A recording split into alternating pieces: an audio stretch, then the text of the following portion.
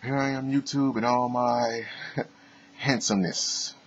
Yeah, joke's on me. Welcome to another episode of the Wrap Up Review Series, where we wrap up games that I recently finished. In this episode, I'm going to be wrapping up BattleShip for the Nintendo DS. Now, BattleShip for the Nintendo DS, well, this BattleShip was a movie tie-in game, which was based off the board game, from the 90s.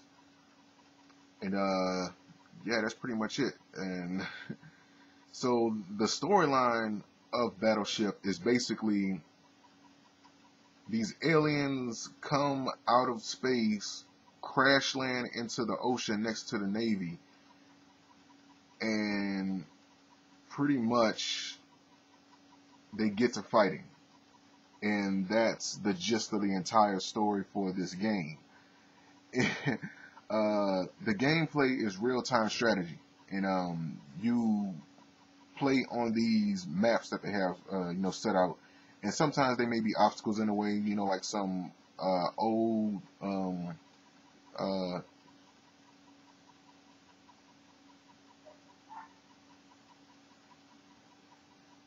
ship debris, things like that in your way, and they try to get you to look at it from from real time strategy point, and you really have to strategize and use your ships to defeat the enemy team.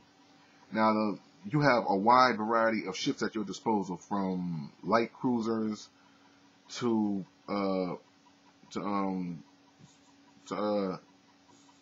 supply vessels, to scout ships, etc. And each of the units are sized by square units. There's 1 square unit ships, there's 4 square unit ships. I think the game said it was 6 square unit ships, I'm not sure. And there's 9 square unit ships, which I never really got to, but I'm going to get to that in a minute. And yeah, so different ships are used for different purposes. For example, some of the ships may be more well suited for scouting out the area for, like some enemy troops, or, other ships may be like better suited for like battling, of course, like just a number of things. And I have to say that looking at both the console version and the version, for the Nintendo DS handheld, I would say that it does a better job at referencing the board game, more so than the actual movie in this case, and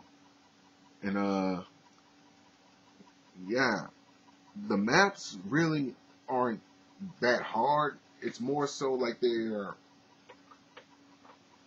the same thing over and over again after a while, Me personally, I've made it only to mission, I believe it was mission, 10? If that.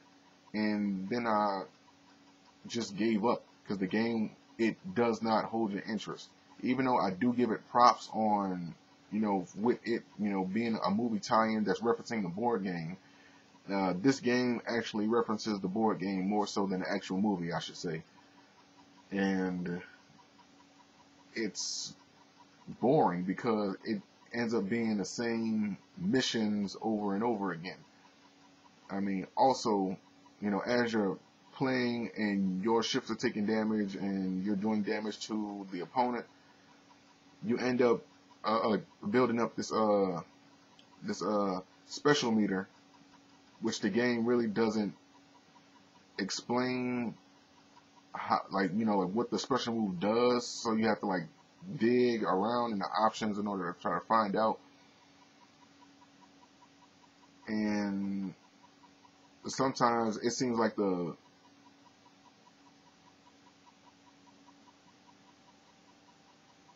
the special move doesn't even do its job, sometimes. So yeah, they could have worked on that a little bit. What else? Oh, yes, the highlighting system. I got to get on this. Okay, as you're playing Battleship, if anybody's ever played it before on the board game or everything, it's all about, like your coordinates. So in order for you to attack an enemy ship, you have to move your ship adjacent to the enemy ship that you're trying to get to. But let's say, for example, if there's two the enemy ships where you're headed to, and you had a choice to either attack this one or that one, and like they could be like one square apart, and when you move towards them, like you had the option to pick between attacking this one or the other one. Well, like the highlighter system, like the little highlight that they have in the game, it's so transparent that you can't even see which ship you're picking.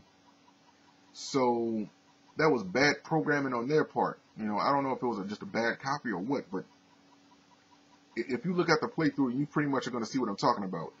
It's so light, and at times, like, I literally had to just squint my eyes because you can barely see it. It's there, but you can barely see it. And like I said, it was just bad programming. So yeah, they fucked up on that. And like most of these missions are so repetitive and such. Like it would be get to this harbor, take control of it, and just beat the enemy team. Like that's just what it was over and over again. Like with the exception of Mission 8. With Mission 8, it was more of like this escape mission where you had to blast your way through all of this debris and such, and you had to move one of your ships up north in order to escape. And that mission in particular, at times it just felt real cheap because the more you kept defeating the enemy, like the more ships kept coming, and the ships that they give you with are like so few and they only last for so long that you really got to rush up there, But but it's like the way that the game is, at times, like it just really feels cheap. Like the AI just feels cheap, and it's like you can't, or like you can barely get there, you know what I mean, in order to beat that particular stage. But yeah. So my negatives of the game is, one, it's very repetitive. It's one of those games that I believe that you will be better off just like not buying this game at all, because even though I did give it props, by comparing it to the console version, it does a better job at referencing the board game than the console version did. But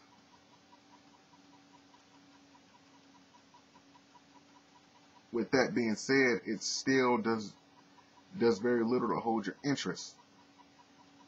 And, and I forgot to mention, yes, I have to bring this up before I give my final score of the game. Well, with the real-time strategy of the game, size 4 and size 9 units can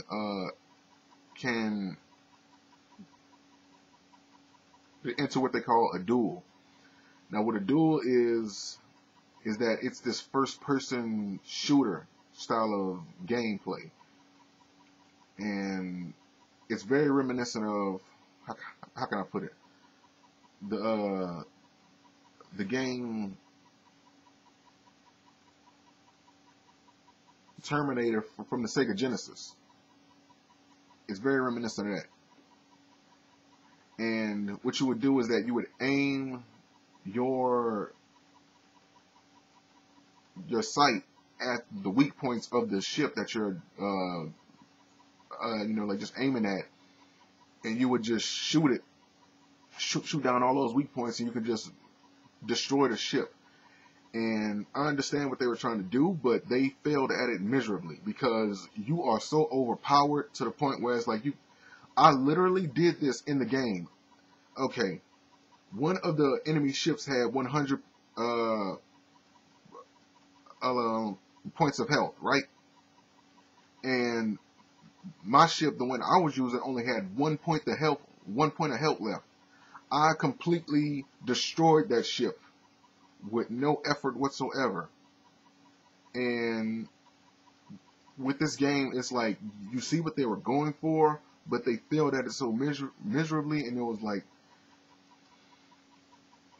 it was just so much potential wasted with this game that it's just not worth buying at all. Besides, like they do have much better games coming out for the Nintendo DS. Like just this month alone. So, in my opinion, don't buy this game. It's boring. It won't hold your interest. It's super repetitive, and you're gonna get ready to, like return it to the store like the moment you get tired of it. Like seriously, just don't buy it. Period. So factoring in everything,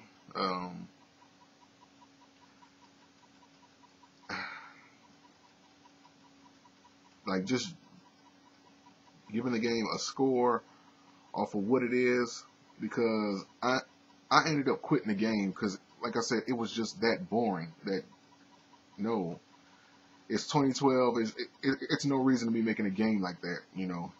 That game could have been made so much better than it was. So I'm gonna give this BattleShip for the Nintendo DS a 3 out of 10. It's something that I would rather play with a friend, but by yourself, it's just it's not good. But yeah, that's gonna be it for this wrap up. I hope you guys enjoyed it. I know I haven't done one of these in a while, so yeah. On to more videos, and I'll see you guys next time for the next wrap up.